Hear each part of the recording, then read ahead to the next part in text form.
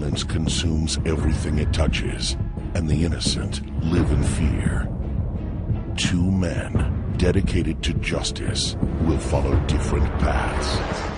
As one searches for revenge and the other for redemption, fate will bring them together. Now, for those who hide behind the shadow of corruption, only one thing is certain: a day of reckoning is coming.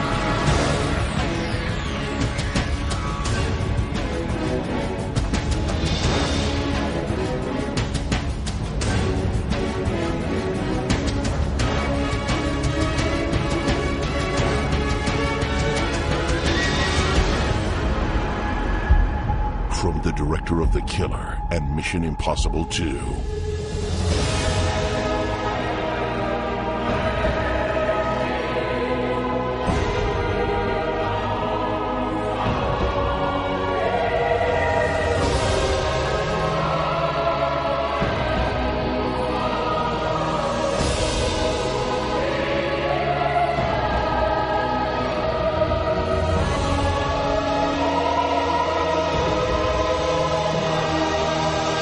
Chow Yun-fat and Tony Leung in one of the greatest action movies ever made.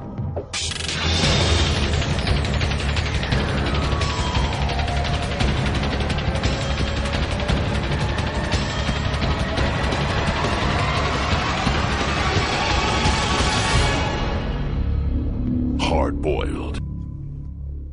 Hello everybody, and welcome once again to another episode of Geekfest Rants. Today we have a special episode, as we usually do, a special episode.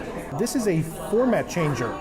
We are starting what hopefully will be one in a series of what we like to call dim sum and a movie specials, which will combine us being on location at a certain restaurant while we talk about a film that has something to do with that restaurant. The particular film we're covering today is Hard Boiled, John Woo's Hard Boiled. It's an old Hong Kong film. Very influential for its time. And like I said before, we're going to try to change up the format by introducing different films with different restaurants. So here's our first one. Joining me today is James, who is going to help me talk about this film, and he has also some experience both on the Hong Kong cinema and on dim sum, which is what we're having for lunch as we speak. Now, let's start with the film itself. James, what do you remember about the film in terms of how does it fit amongst all the different genre films that we like? I mean, mainly we're sci-fi, horror type of people, but at some point in your life, I remember Hong Kong cinema started to percolate back when we were in college. What do you remember about Hong Kong cinema as how it started? This movie obviously becomes the pinnacle of Hong Kong cinema that we know from the late 80s and early 90s. It had been building. Generally, most people considered it more of a joke, light foreign comedies, action movies with wires, period pieces from the old days, you know, with the warlords, things like that. Right. But this one was completely different. And they had been building to this movie, John Woo in particular, Right. because he had been making movies that became more gritty and more action-oriented, more crime and corruption focused. Right. And by this point in Hong Kong's history, they were less than 10 years away from becoming their own, either reverting back to China or their own city-state under China rule. But whatever was going to happen, the Chinese were going to take over and the British were going to give it back. So people were starting to get scared that their way of life could change drastically. Many people or their parents had escaped China and when the rise of communists came in the late 40s. So these people then felt this could all happen again. What can we do? Many people tried to get citizenship in America or Canada, some people in England even. Right. Because they didn't want to take the chance. So while this is happening, many regular citizens were considering leaving. The gangs saw an opportunity, which in Hong Kong they're called the Triads, and they saw an opportunity politically to take over. this wasn't just a film style. This was a reaction to the political climate of the time being represented on film. Now, we mentioned before, Hard Boiled is not the first one. It's a special film because it's kind of like the last one, really, that John Woo did in Hong Kong, because he had already done a whole bunch of other films that we'll hopefully be covering in some future episodes that kind of led up to this film. But this was his kind of changing gears from traditional Hong Kong filmmaking to more of a Hollywood, glitzier, more showy kind of presentation. This is almost like when the gangs in Chicago started running alcohol during Prohibition. They saw an opportunity where, I guess, other people were, when other people were leaving and thinking that there was a possibility that the Chinese would take over, they saw that they could possibly take over in some way, at least on the illegal aspect of it. So, at the time of A Better Tomorrow, the takeover is 10 years away. So John Woo's movies tended to focus on the bad guys. The bad guy became more of a hero because it appeared that this is where the future would go. Nobody knew. However, with Hard Boiled, instead of the hero being a bad guy, it's actually a cop who is undercover and another cop who thinks he's rooting out corruption and winds up working with the undercover officer. Right, like you said before, the theme of the ambiguous bad guy is something that kind of moves on through his films. You have your clean-cut, black, white characters, but then you have those shades of gray characters, and he loves to play with the shades of gray characters. This particular film is, in a way, what you would consider to be a typical cop thriller. The way that this one is different is that you have your lead character, your lead cop is played by Chow Yun-fat, which, again, we will see his name pop up many times in Hong Kong cinema and even American cinema, because he's switched over and back and forth. So he's crossed over many times. He plays a character called Tequila, which is kind of a nickname for him. His job is police inspector, and you could kind of describe the character as a kind of like a cross between like a Dirty Harry type of character, and when you combine his character with the type of action that you'll see, you're going to see a little bit of James Bond in it too.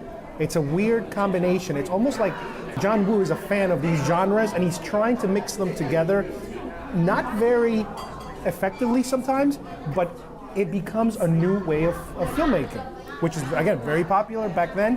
It's a little different now. So he's the lead character, the lead cop. At first, the perceived bad guy is played by Tony Leung. He plays a character named Tony. That's something that also is a little odd, that a lot of character names are sometimes the same as their real names, at least their first names, or in this case, a last name or something like that. And his character, at first, it's very ambiguous because he's portrayed as almost like as a killer. He's like an assassin that works for these gangs. The first we're introduced to him, he's killing a man in a library point blank. So we're like, okay, he's a bad guy. And throughout the film, you will notice that he's a bad guy, but then in the middle, we kind of understand that he's not really a bad guy, he's an undercover cop, which is a very prominent theme on some of these films. The undercover cop who's kind of losing his own personality as he buries himself in his work. The next character we have is played by Anthony Wong, who plays a character named Johnny Wong. Again, last names. They're keeping last names for some reason. He's a pretty known actor. I've seen him in other films, and he plays kind of like the up-and-coming bad guy boss. In the film, they get rid of the old boss, and the new boss takes over, and that's the character he plays. He's the character that Tony is trying to impress and trying to kind of get into his gang. You also have Teresa Mo, who plays a character called Teresa Chan. Again, Teresa. She's Tequila's, I don't want to say ex-girlfriend because I think it's his present girlfriend, but the relationship is a little stale. A little bumpy or something. And he hasn't given her any hope for the future any more than... And his co-workers are teasing him about it and that sort of thing. Then you have Philip Chan, who plays the superintendent, Pang, who is basically everybody's boss. He's Tequila's boss and Tony's boss. He's the generic secretly. police lieutenant type character. And apparently, from what I understand, he used to be a real cop, so even though I watched the movie in Chinese, he can deliver the lines legitimately because he's done that for real. And one more character I want to name is Philip Kwong. who plays somebody called Mad Dog. And he's basically Johnny's top henchman. He's the James Bond bad guy. Right, he's the Jaws. He's the, what was the Oddjob, right. He's the nasty, the guy who has to do all the nasty business for Johnny.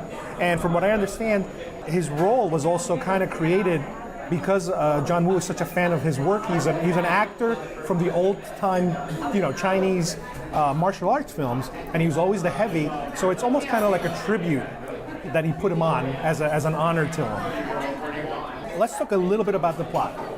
The plot itself is rather standard cop plot, where you have a regular cop investigating gangsters who are running guns, and at the same time you have an undercover cop who's infiltrated one of these gangs and is trying to kind of take them down from the inside.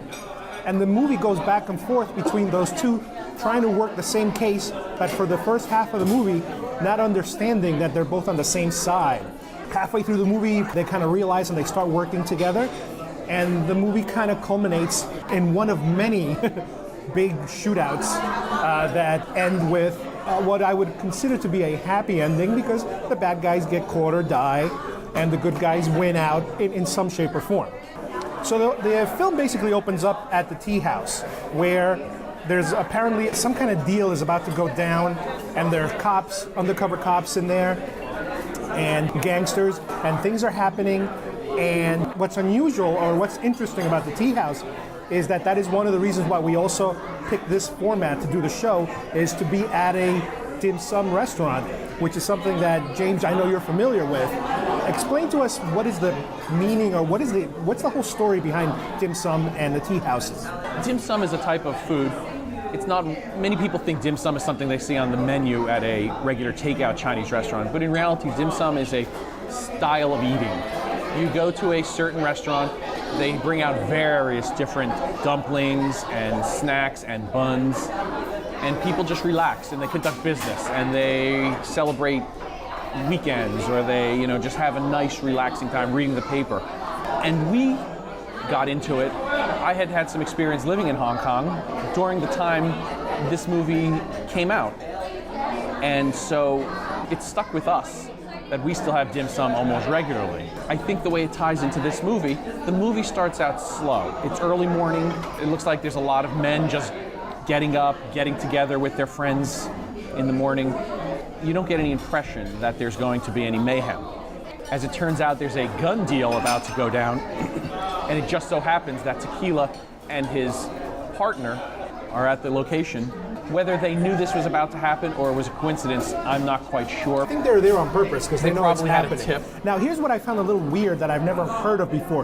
The fact that everybody brings bird cages with birds to this restaurant. Now, I'm not sure if this is a normal thing or it's a specialty restaurant where you're kind of like allowed to bring your pet as long as it's a bird. That seems to be something special for this particular movie. Maybe it made it more cinematic. Right.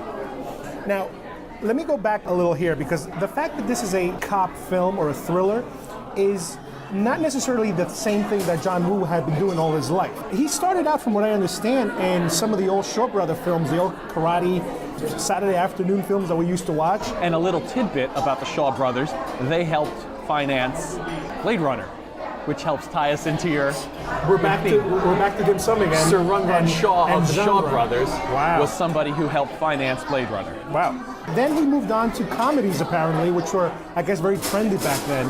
And then finally, in the mid to late 80s, he switched over to this particular genre of the Triad cinema, the Triad crime thriller. We mentioned before, this was his last film before heading to Hollywood. And the film itself, as opposed to some of his other films, did not generate a sequel. They apparently made a video game out of it recently, and there were hopes going around that the popularity of the video game would bring on a sequel, but that hasn't materialized yet. The script itself went through a lot of changes from what I understand. At first, it was supposed to be a serial killer who was apparently poisoning children or babies through tampering with certain medicines or something, or food. And Tony Leung was supposed to be this psychotic killer. But when they realized that this was they wanted to sell this film in America or in the West, they realized that this was not going to fly, that the theme was a little too dark, so it was a big turnoff. And they said, nah, let's bring it back down to a normal cop story, guns, drugs, whatever, but not children. And what happened is John Woo hired a writer to change the story. The writer's name was Barry Wong. He then turned the story into an undercover cop story. Unfortunately, Barry Wong died while he was writing it, so the story kind of went back to John Woo, where he kind of finished it off. But the film, from what I understand, also kept getting rewritten and tweaked as they were shooting it, because there was so much that needed to be changed because it was never finally completed. Now, there's 3 major action sequences in the film, which are the staples of the film, and it's also a little odd because when you're watching the cop part of the film, it's a pretty straight cop film. But when you go to the action sequences, it's like you're watching a completely different movie. The action is so over the top. At one point, it even seems like it becomes a Lethal Weapon movie.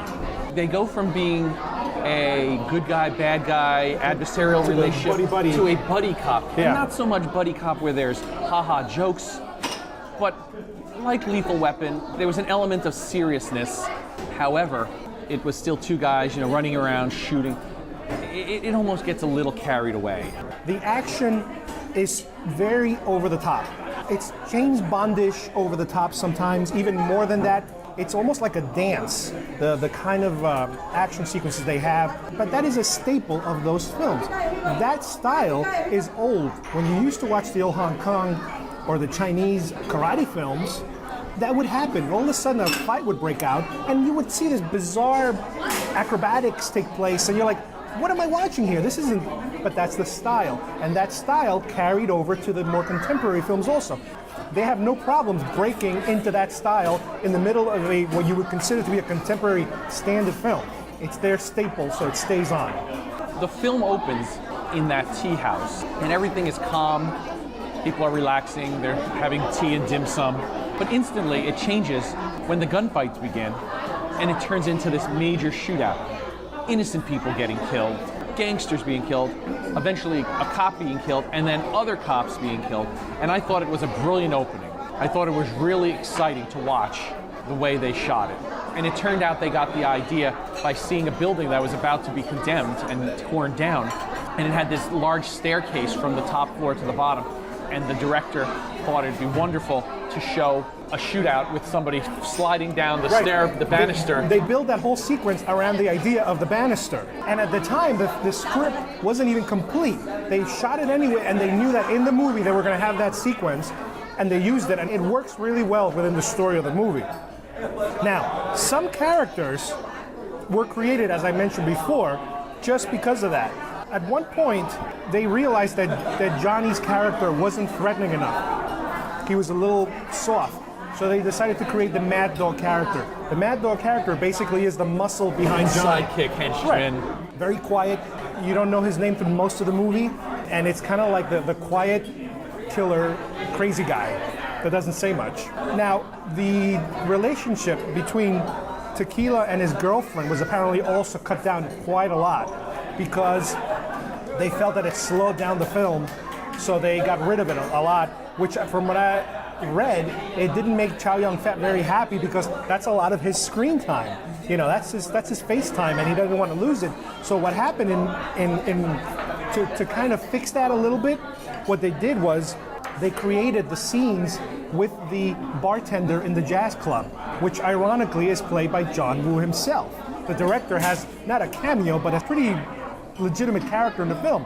And those scenes were made to kind of develop the Tequila character some more.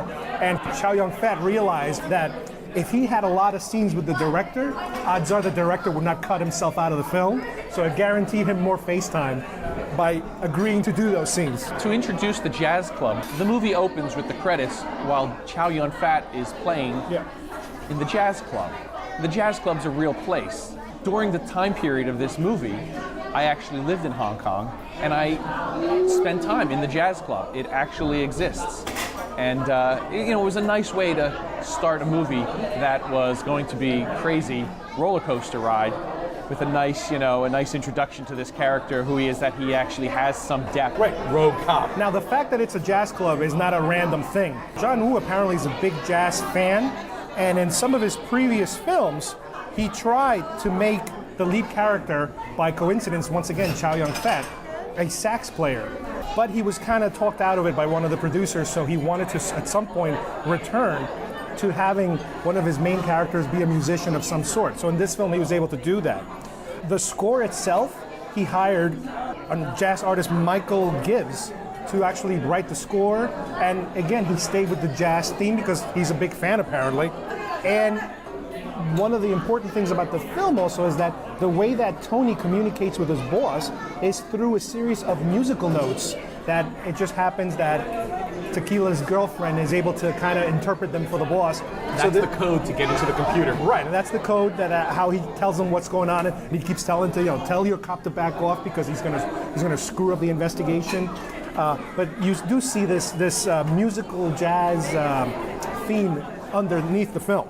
A lot of Hong Kong cinema pays homage to movies from America and the West. And then eventually, we wind up seeing them and borrowing from them as an homage to them. And half the time we don't realize who's copying who. Exactly. At this point, this movie gave me the impression that a lot of influences were on John Woo's mind when this movie was being put together. Well, let's talk about those influences. Right away, as a fan of Miami Vice, I saw Tony. We don't yet know he's an undercover guy because the first time we meet him, he's killing a man in cold blood. But as we get a little closer into his character, we see Tony drives a convertible sports car. Tony lives on a sailboat alone. He's undercover. To me, that gives me the impression somebody was aware of Miami Vice. That doesn't mean it was a direct copy. It's just those elements are very obvious, and it's good, and it's a good the storyline of a cop being so undercover that he kind of starts to lose his mind a little bit. And I believe at one point when he is called upon to kill Uncle Hoy, it goes through his mind like he doesn't know what to do because Uncle Hoy has been a good man to him, it seems, and his loyalty now to being a cop has been tarnished. His loyalty to Uncle Hoy as a boss has been broken, and now he's going so far over. Maybe he won't come back. They seem to like the idea of the cop that is so undercover that even his bosses are okay with the fact that he is going to break laws, and it's kind of like the ends justify the means. Do whatever you got to do to get the bad guy, at the expense of even losing that cop, in the process. It's something they like to dabble with that subject, and a lot of times it works. Now, some of the other influences that I've seen, or that I kind of make the connection is, and we talked before, the way that bad guys and even victims are disposable. It's very James Bondish. You have an army, basically an army of bad guys that are endless, like soldier types, pawns, and they go through them like they're going out of style. They just mow them all down. They're just generic red shirts. Right. They're there to be cannon fodder. The typical jumpsuit, disposable bad guy. There's a ton of them. Another sequence that was very reminiscent of a film that came a year before that is the flowers, the roses in the box sequence, which when I saw it, I'm like, I've seen this before, and at the time I couldn't tell who did it first. Well, apparently, Terminator 2, that was released a year earlier, there is a scene where Schwarzenegger is walking into the mall with a box of roses, and inside there's a gun, shotgun. Well, in this film, we have a similar scene. This scene looks just like that. Camera's low, from the shotgun in the box. Slow motion. Heading towards its destination. It's just very similar, and there's nothing wrong with it. It's, like I said, it's paying tribute. John Woo even said at one point he wanted to make more of a Steve McQueen, Dirty Harry, Bullet type of movie. Yep. And I don't think that's what this movie ever became. I think this movie is more of a Die Hard, more of a, like we said, Lethal Weapon, Die Hard, which were also very popular at that period of time. The other influence that I've seen, not necessarily this movie, but it's part of the characteristics of these types of films, is the gunplay. You see the two-handed pistols being shot That is a very big trademark of the Hong Kong cinema. And then it was brought over. It was copied with a lot of the Tarantino films in the mid-90s, where you do see that for us was like, this is a little different. I've never seen this before. And people have to understand that at this point, we had not seen things like that. Very few people were into Hong Kong cinema. Very few people made the effort until home video came out. Very few people would make the effort to go to a Asian movie theater to see this type of stuff. So by the time we got laser discs and VHS copies, this was unbelievable, because it's just, we didn't see stuff like this. It's almost like when Peckinpah started making his bloody movies, this was a modern interpretation of that. So then people like Tarantino saw the opportunity to include that in some of his crime-based stories, and it just changed what people wanted. It basically changed crime movies because people didn't want any of this other procedural stuff. Right. They wanted action, shootouts, slow-mo, explosions. It just became a whole different way of telling a story. Yeah, he admits that. Anytime I've heard the early interviews of Tarantino, he talks about how he's been watching these films forever and he loves them, and that's what he's making. Reservoir Dogs is probably almost City on Fire. Yeah, shot by shot, which might be one. And years later, Martin Scorsese won an Oscar for a popular movie called The Departed, based on Infernal Affairs. And so there you go. It just there's nothing wrong with it, as long as everybody knows that they respect one another. It's not just. Now, trust me, there are plenty of direct copies in Hong Kong. These are not those. Right. The other thing I noticed, there's a specific scene at the end of the film where there's the big shootout in the hospital, and they're going room by room chasing bad guys, and all of a sudden it's a POV video game you're looking at. You mentioned the video game earlier. That's what I felt like I was watching. You see basically the POV of the character, and underneath you see a shotgun or a gun. And it's exactly like watching a video game. It's room by room, bad guy pops up, shoot, next. In one scene, a cop is even killed accidentally by Tony, and that's just like in a video game. You're not supposed to shoot and you lose points or you lose a life. In the movie, Chow Yun-fat told him to get over it, basically. They had a bigger agenda. One final influence that I saw, and we touched upon it a little bit earlier, was Die Hard. The entire end sequence of the building exploding and the hero running away from the flames in slow motion, it is so Die Hard, it's incredible. One thing that I noticed when I first started watching these type of films that was a little jarring, a little distracting, is that you have two characters or more speaking in Chinese, and then all of a sudden certain words, they'll be in English. Whether it's a yes or okay, or a couple of phrases, they jump in and then they jump back out. What is that all about? Having worked in Hong Kong during the period of time this movie came out, it was very familiar to me to see a lot of, this was the Hong Kong I lived in. That's a part of everyday life. Hong Kong was a British colony. The people were expected to learn English, but obviously they spoke Cantonese.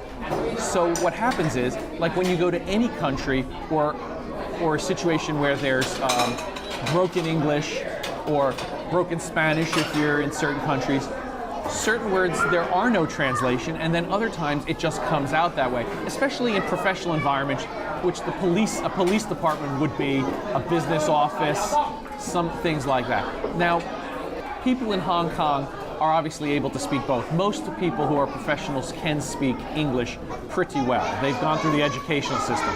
The workers, the regular people, they may not be as fluent in English, so in their life they'll know certain words. It's more than a business. It's more than a business language. It goes a little beyond business. Yes. So what happens is words come in and out. I know people I'm friendly with who speak multiple languages. At times will be speaking their native language and then suddenly talk about Coca-Cola or beer or something that's either a trademark name or iPhone, and you'll be like, it sounds completely confusing to you, and then all of a sudden you'll pick something else and say, wow, I know that. But it's just the way of life over there, and it's the way people speak. Another trademark, I think, of John Woo's work that you'll see in most of his action films, there's certain slow motion shots. There's certain tracking shots where the camera follows you into the action and beyond it. It moves through. It passes the actor and takes you into that. You're in it. You notice that in the warehouse shootout. The warehouse, yes. The setup begins very choreographed motorcycles, then sedans. But even before we get into that, the way they edit that sequence in the beginning, it's a typical 80s music video. They cut back and forth, very fast rocking kind of music. It felt almost like there was a TV show called Wise Guy, and it had that element, like it was a very staged setup. Whether that really happened, would really happen with that guy's meeting? It almost felt like the Beat It video, where the two gangs approach each other very staged and then break out into a choreographed fight. The motorcycles, the cars, the bad guys are working in their James Bond lair, setting up this gun deal. And the music ends, it's almost like the music video ends, and now they're ready to start fighting. And the fighting starts, and like I said before, there's just so many trademark things about it. The two-handed gunplay, the high body count, crane shots that follow you from one area of the scene to the one area of the stage or wherever their location is to the other. And it's a little bit of the director showing off, but it's part of his style. Yeah, he loved what he was doing, and at this point, like we said, you're in another movie now. It's another movie. This is the pinnacle. This is what he wanted. It turns out it was his last Hong Kong movie in this style. He moved to America and started doing Hollywood movies. I don't know if that was his intention upon the making of this, if he had that set up, but it almost appears like everything he did beforehand was built to make this movie. This was the coup de grace, and then he bowed out of Hong Kong and became a Hollywood. Right. He followed up with a lot of a number of films. Some of them, some mild hits here in the United States, some practical bombs. But that was the end of the Hong Kong John Woo that we knew from the late 80s to early 90s. Now, the actors had huge careers after this. Yeah. Chow Yun-fat, who was well known, became a superstar in Hong Kong and in the world, and he's done many things that he's even been in a Pirates of the Caribbean movie that mainstream Disney audience now know who Chow Yun-fat is. Tony Leung, very popular, a superstar, both Hong Kong and other parts of the world. One of the things about the film that's a little distracting, I think, is the pacing.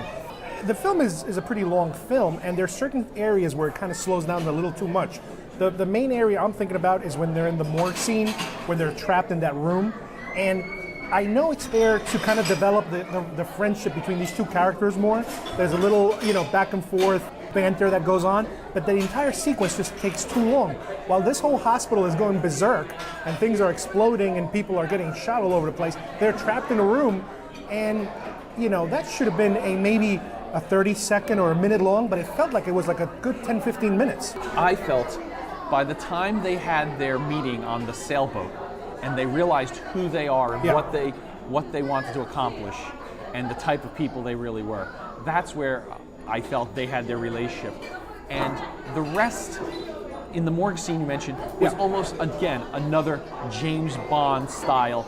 There's this secret section of the hospital through this hatch, and they're going. So that's what makes us believe this was a little more than just a cop film. This was a couple different style of films, which we all like, but working in the same movie. And I feel that made the movie at least about a half hour too long. Excellent movie, yeah, for its time, and I tried recently rewatching it. I tried to put myself back in that time, and yeah, this movie would have been wonderful. To people in the movie theater, they wouldn't have realized how long this was, because it was just non-stop mayhem to a point that most people didn't see in regular movies from Hong Kong. Right, the only chance you would have had to see in this movie when it came out is if you go to some Asian film festival or something, because it wasn't released for the general mainstream here. We've had almost 20 years of copies, in a sense, of this style. So if you watch it with modern eyes, it doesn't hold up as well, except for certain scenes. Like I said, the opening, the tea house scene, and then certain other setup pieces. However, still an excellent movie, just about a half hour too long, and they could have made some trimming. And to me, the parts with the babies just went on forever. And I understand the drama, children in peril. It just didn't fit, it seemed. And there's even some throwaway comedy, again, like a Roger Moore James Bond, that all of a sudden didn't fit into this world you're fitting. Not only didn't it fit, but even if I see that kind of comedy in the old Roger Moore James Bond films, it doesn't fit a James Bond film either. To me, it gets me out of the story, the silly little humor. Having watched this movie 20 years later after I lived and worked in Hong Kong, it reminded me of things I liked about Hong Kong, the different styles of living and filmmaking. I was lucky enough to work on some quality films. I even worked on the same film as Tony Leung, and so it's just a happy coincidence that I have that. But it was a good experience to have lived there and then watch this movie. It does make sense. This is the way people. Granted, there were no shootouts. Well, there might have been shootouts, but that wasn't a normal way of life. But seeing that's how people lived in Hong Kong. That's the Hong Kong I knew. I think it's a very good movie to bring us into the next style of filmmaking, which was Tarantino. That's kind of how films work. Star Wars gives you Avatar. Hong Kong cinema gave us Tarantino. And Reservoir Dogs and Pulp Fiction are some of the best crime films made. Hard Boiled is one of the best Hong Kong crime films made. I agree. Within the genre we're talking about, these are milestones and very important films within the genre. A film like Hard Boiled doesn't hold up against a modern film you might be watching today. But that's the thing. You have to be able to kind of put things in their own perspective. If you absolutely don't like the action crime Hong Kong films, there's no point in even talking about it. But if you like them, these are some of the important ones. This is one of those peak ones that they try to do everything.